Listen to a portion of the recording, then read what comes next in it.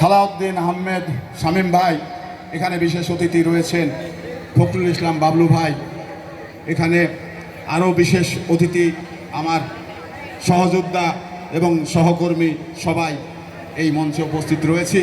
তো আমরা আসলেই আমিও কিন্তু একজন সাংস্কৃতিক মনা লোক, কারণ এক সময় এই সাংস্কৃতিক জগতে আমি কিন্তু আমি নিজেকে সম্পৃক্ত রেখেছিলাম।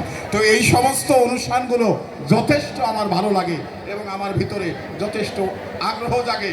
তো আসলেই এখন একটি আমার যে বয়স, এই বয়সে আমি সব জায়গায় যেতেও পারি না, বসেও থাকতে পারি না, কিন্তু মন চায়। তো আজকে এখানে যারা এই সাংস্কৃতিক অনুষ্ঠানটি উপভোগ করার জন্যে আমরা যারা এসেছি, তরুণ নবীন প্রবীণ সবাই এই ছেলেদের গান আমরা উপভোগ করব। তো সেই সঙ্গে সঙ্গে আমরা এখানে প্রধান অতিথি বিশেষ অতিথি যারা রয়েছি, তো অনেক বক্তা আছে, আমি বেশি বক্তব্য দীর্ঘায়িত করতে চাচ্ছি না, অল্প সময়ে আমি আমার কথা শেষ করছি।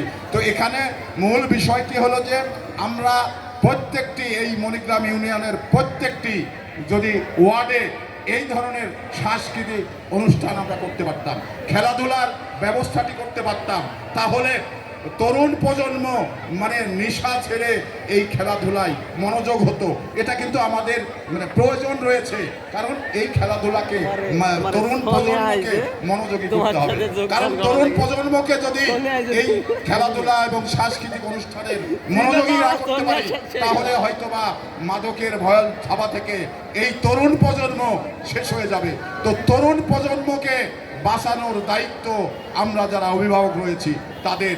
তো আমি আশা করি আমরা সবাই এই খেলা এবং সাংস্কৃতিক অনুষ্ঠানের মনোযোগী হয়ে অন্যান্য বিষয়গুলো আমরা পরিত্যাগ করে সামনের দিকে এই টোটাল মণিগ্রাম ইউনিয়নকে আমরা মাদক মুক্ত একটি ইউনিয়ন যদি করতে পারি, তাহলে সবার এই কৃতিত্ব, তো এই কৃতিত্ব সামনে যেন আমরা করতে পারি।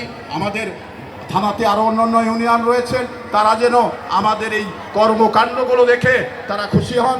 এবং আমাদের এমপি মহোদয় উনিও কিন্তু বারবার একটি কথা বলছেন যে আমরা মাদককে না বলি, কারণ এই স্লোগান আমাদের সামনে রাখতে হবে। তো এই জন্যে আমরা খেলাতে মনোযোগী হব এবং সাংস্কৃতিক অনুষ্ঠানে মনোযোগী হব, এই বলেই সবার সুস্বাস্থ্য কামনা করে এবং আমি পরিশেষে সবার কাছে সালাম জানিয়ে শেষ করছি।